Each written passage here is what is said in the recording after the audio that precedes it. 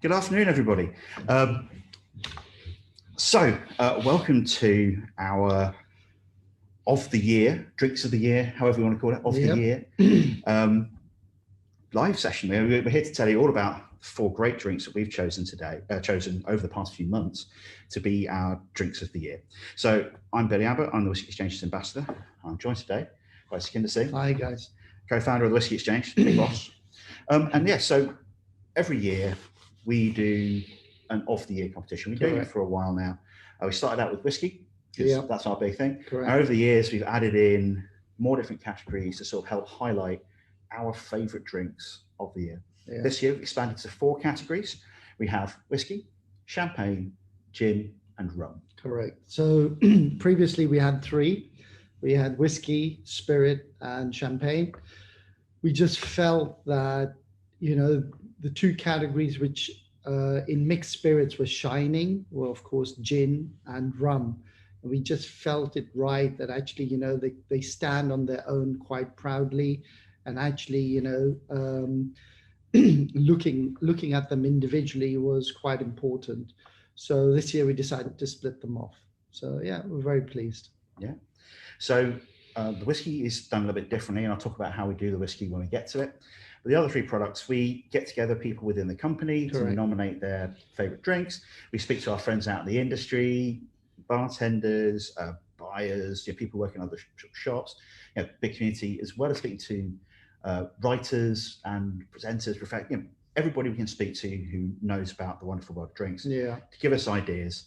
And we come together and decide internally, Dawn, our head buyer, and Sukhinder, work out what their favourites of the year are. The whiskey, as I say, is a little bit different. I'll talk about that in a second. So first, we're going to start off by talking about champagne. So our champagne of the year is Charles Heidsieck's Brut Reserve, non-vintage champagne. This has long been a favourite. I'm not the biggest champagne guy, as anybody who's ever watched us before and seen Dawn telling me off for not liking champagne will know well. But part of my education, or beating around the head by Dawn about champagne, has been her telling me things I need to try. And at the Champagne Show last year, she said, you had to try this. This is the drink of the champagne industry. This is the champagne that people who work in champagne go to for a shifty glass of. Very, very well-loved house because of that. That's the reason why people go back to it. And the Brut Reserve is famed for having a lot of reserve wines in it. So champagne, generally you'll have a selection of different things. You'll have more recent wine from the current year, but you'll also have reserve wines, older wines that have been kept back to allow consistency within your product over the years and to give that extra depth and complexity. It's got a big chunk of reserve wines in it, giving it much more sort of richer, complex flavour than a lot of champagnes. I mean, for me, Charles Heidsieck, again, I've known it for many, many years, and it's never been a big name. However, as you say, for people who know champagne, they absolutely adore it.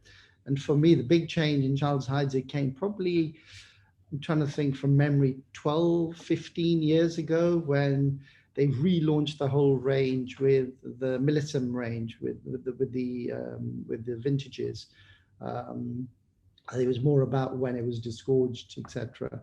And now recently they've again changed it again, but I absolutely adore this champagne. Like you're saying, Billy, it has probably some of the highest amount of reserve wines than any other champagne in the industry. And I think that's why people like it so much.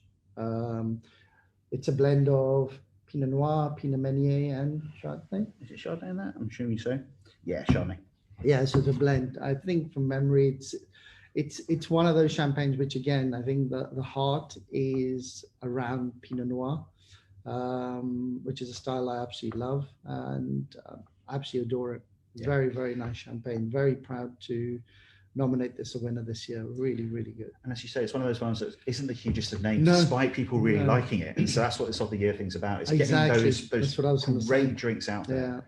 I think there's so many, brands, so many products in the industry, which, I guess which get lost because of the big brands. And, it's our job to sort of bring forward the brands, which are sort of lost a little bit. And, I guess being in the industry, because we get invited to so many functions, we get to travel around the world, we go to the houses, We go to the areas like, as Billy says, so like if you go to Champagne or you go to Cognac or you go, different places, it's very interesting to see that when you go to the local restaurants there and the local bars, what is their favorite champagne or favorite cognac, for example. And that's where you learn a lot. You pick up a lot. You might know the product, but then suddenly it reinforces a message in terms of how good it is. It just reminds you that, what? Yeah, it is good. And look, even the locals like it, which is a really lovely, important sign. Sorry, I was going to say, with Champagne of the Year, we of course do Champagne Show. So again, when we do Champagne Show, we go around to all the stands, just trying all the different champagnes, or even the brands we know, because of course, each year the blend is different because it's great. You've got a new harvest, you have different seasons, so the wine changes. Of course, using reserve wine helps bring in that consistency, which is very important. And for us, there's always every year 2, 3, 4, 5 champagnes or 4, 5 products which absolutely shine. And Charles Heidsieck for us this year has been really good. Yeah, excellent. Worthy winner number 1. So now moving on to one of our. Oh, that's a very annoying noise. Moving on to one of our. Sorry about this. Just make that go. Do not disturb. There we go. Moving on to one of our new categories for the year.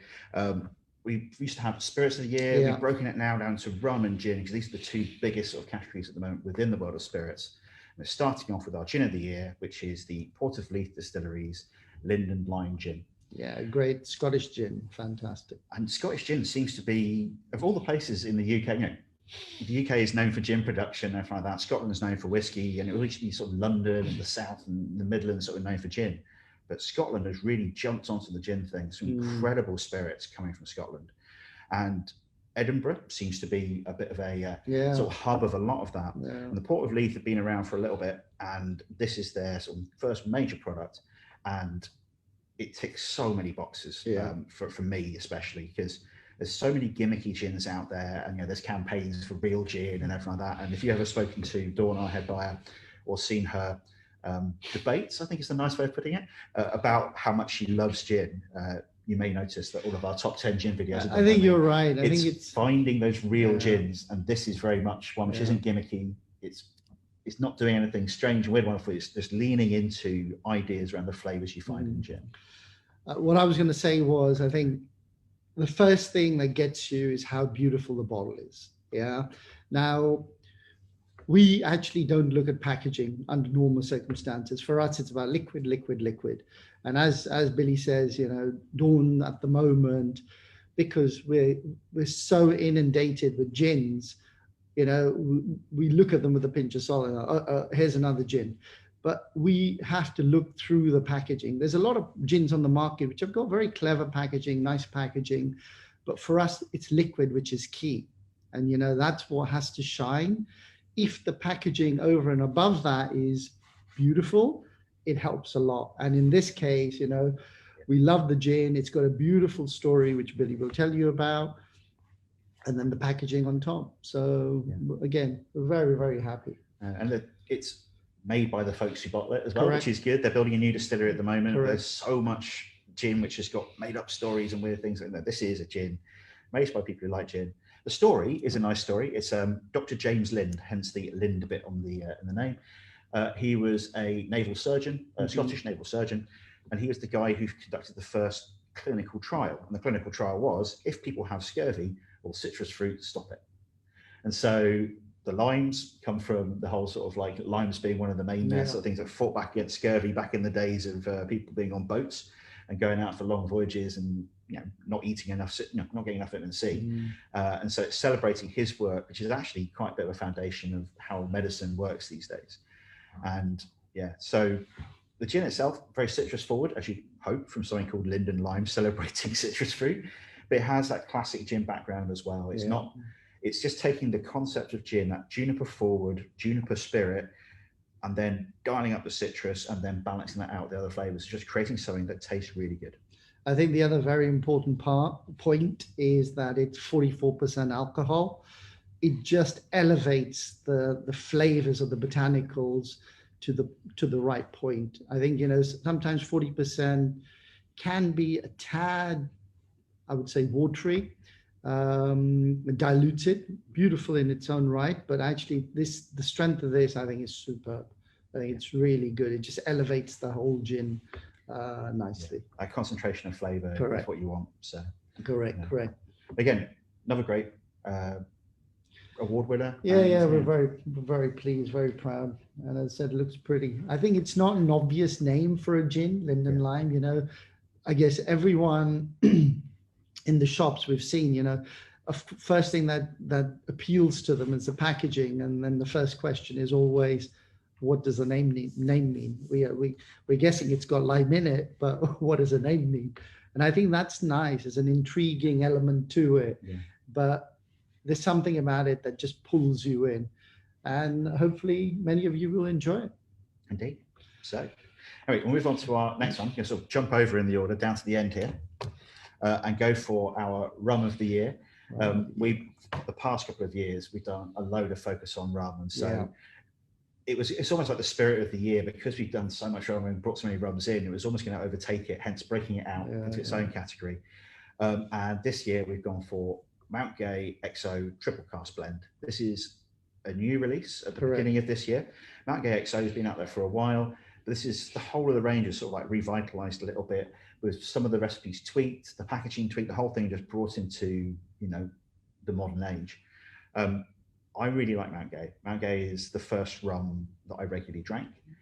Back in my days when I used to live down the road from your parents' shop, I didn't ever quite get down to there, unfortunately. But yeah, the corner shop just at the bottom used to keep 2 bottles of Mount Gay on the shelf, and they would literally just hand me one, move it up on forward, and get another out the back for next time I came in. And so it's been my standard rum for years I've gone to. And the XO just takes that regular Mount Gay and just elevates it. Yeah. I think what's what's nice for me with Mount Gay is it's an old historic brand. It's for me one of the brands which epitomizes what rum is and what rum should be. It's like Billy says, it's one of those first rums. I guess, of course, maybe Captain Morgan is the first thing you see when you think of when you think of rum. But for me, this is really more rum. And this is what people are crazy about and have been. When I go back to my time working in my parents' shop, this was the first, you could say, classic traditional rum we had. And, according to the packaging, established 1703. So you can see it's got the history. And, I'm sure they've been producing pretty much non-stop over those 300 years plus. What's lovely is, as Billy says, rum is the spirit everybody is talking about today. We've championed rum a hell of a lot. We've helped put in a new classification system, which is there to make people's life a little bit easier to understand the different types of rums that are on the market. Because unfortunately, sometimes looking at a packaging, you just have no idea whether it's going to be lovely, rich and sweet, or it's going to be quite rustic, like an agricole rum. So the classification system is there to help with things like that. What's nice is, as Billy says, this has been recently relaunched. And what's happening is, as we said, over the last number of years, everyone's talking about rum. And a lot of people have started talking about pot still rum in particular. This is a blended rum, which is got column and pot still rum. Traditionally, probably more column, less pot. What they've done, which is different with the new releases, my feeling is they've increased the level of pot. So it just gives it a lovely richness, a bit more complexity. more reminiscent, you could say, like whiskey, lovely layers, lovely flavors and layers of flavor. And I think they've done a superb job. I think compared to the old XO, it just 2-3 levels above. Really good. Yeah, and actually the whiskey thing is quite relevant because one of the things they don't talk about a lot more, and that's from the influence of whiskey, is the cask type. So this is triple cask blend. They almost certainly were doing similar things before, but now it's actually something they want to talk about. So this is ex-American whiskey, ex-bourbon, which, as we were discussing earlier on, sort of the same, just gives you a bit more flexibility about which American whiskey casks.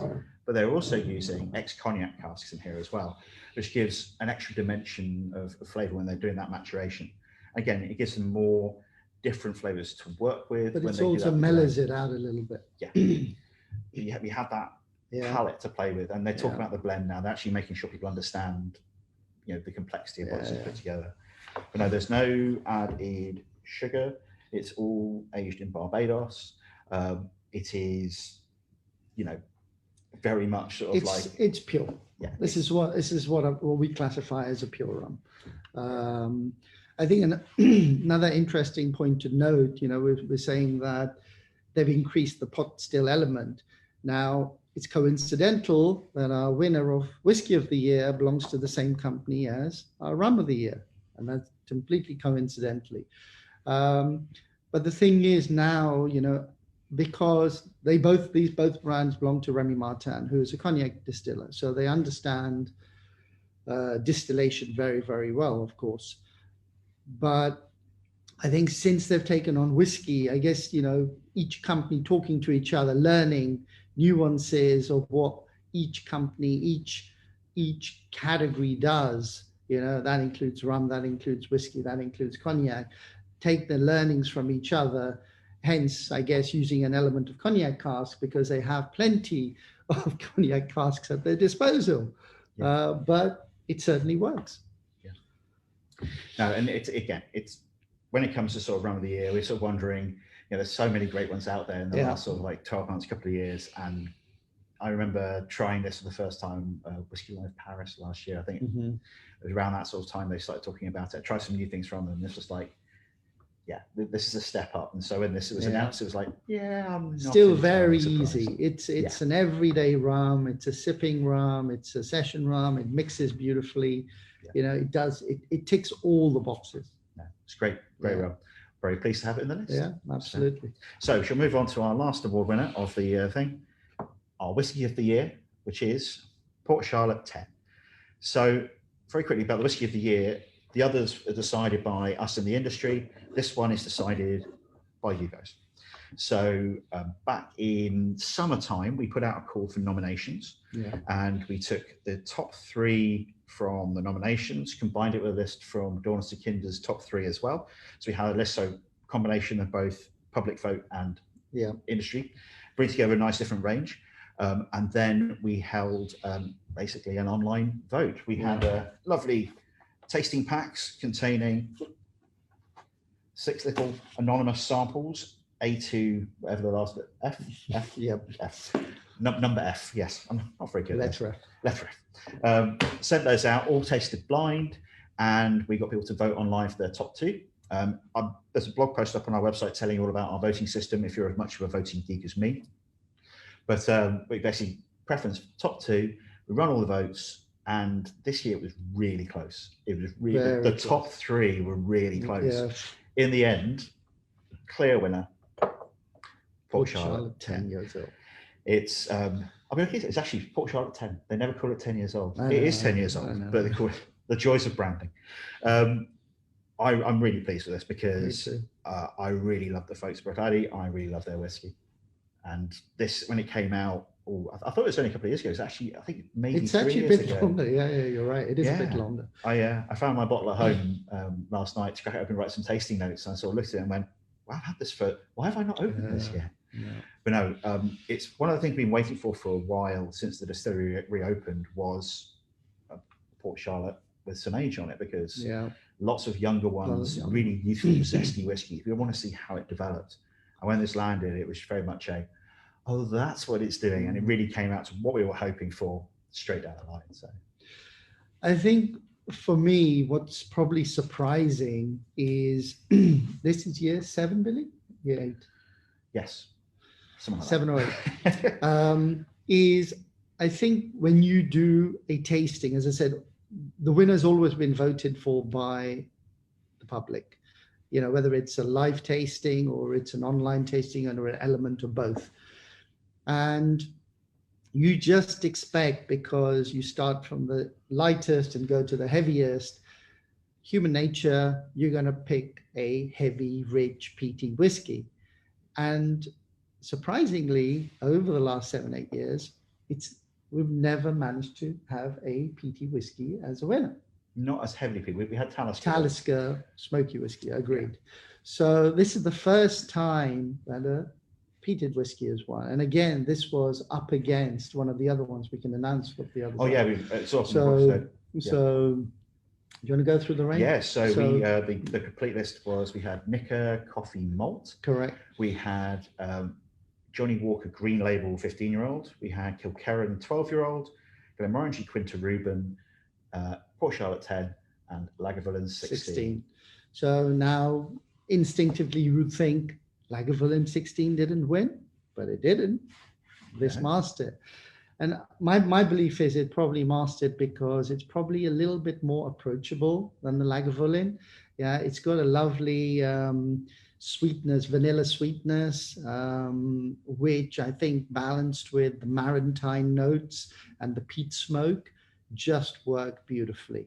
And I think that's why we feel this would probably be more consumer friendly as well to people. It's a big whiskey. It's quite peaty, but still we feel that people wanting to try peaty whiskey should hopefully be pleasantly surprised. Yeah. It hasn't got the richness that Lagavulin has, you know, the heavy chocolatey notes and all that. This is more elegant. And I think because it's also got a lot of refill wood, so, you know, the wood impact on the whiskey is gentler, softer. The character of the whiskey shines through more. For me, works beautiful. It really does. So it's a mixture of first fill American whiskey, second fill American whiskey, and second fill European European French wine. And yeah, as we discussed earlier on, it's that refill American, that refill French, especially the refill French wine. It just takes the edge of the intensity of those flavors and just gives complexity to the spirit. If they had used an element of first fill European French wine, it would be a completely different whiskey. Yeah, not saying not as good, but a completely if you want different. Those, you can find them in the Port Charlotte range, absolute wine monsters. But you know, this is one which is it has subtlety, but it also has a lot of power to it. I'm a big fan ever since it landed. Me too. And it's got a higher strength. It's 50%, and it works beautifully with the richness of the whiskey, and the the smoky notes and all, and it just balances beautifully at 50%. So I think it's good. I guess the other thing to point out, because it's 50%, it's non-chill filtered, which means you've got more of the textural flavors, the oily notes and textural elements of this whiskey coming through, which for me, for all of us, is a big plus. Big plus. All round, excellent whiskey. Again, we're very pleased. We are. I think, if you look at it as a lineup, I think they're all really great products. Going back quickly to, how we choose these products. I know I explained it with the champagne a little bit, but I think for us, you could say, Port Charlotte being new, a lot of people don't know it. I think this is still a very important point, a lot of people don't know it. For us, we look at all brands within the rules of the competition, and we go back to so many whiskeys. Honestly, we just want to try whiskeys again and again. We use the whiskey show as a beautiful opportunity to walk around stands to remind ourselves, what should we nominate as whiskey of the year. So we put our little list together. We wait for the nominations to come from the tasting, from the consumers, and then we sit down and we come up with the final 6 using that.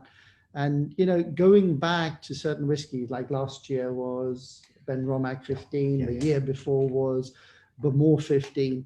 I think if we look at Bamor 15, Bamor 15's been around for 15 years, 20 years. Yeah. You know, you would think it was just too obvious a choice, but it wasn't. You know, there are batches. Remember, every whiskey is batch bottled, you know, a number of between 30 and 50 casks assembled together, married together, rested together, then bottled. And, you know, each batch will, of course, be different vintages from different years. And there are nuances because of the casks, especially. So, you know, you sometimes find certain whiskies in certain years just shine because the assemblage is just so much nicer. You know, the quality of wood was just superb.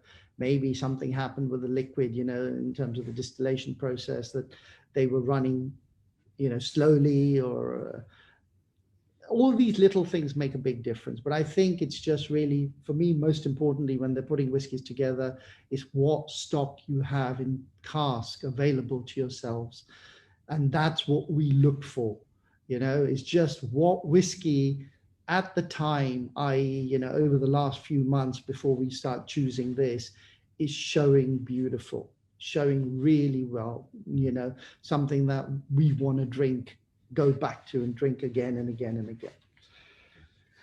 So this is this year's selection. This is the 2021 selection, which will make sense from next month. Yeah.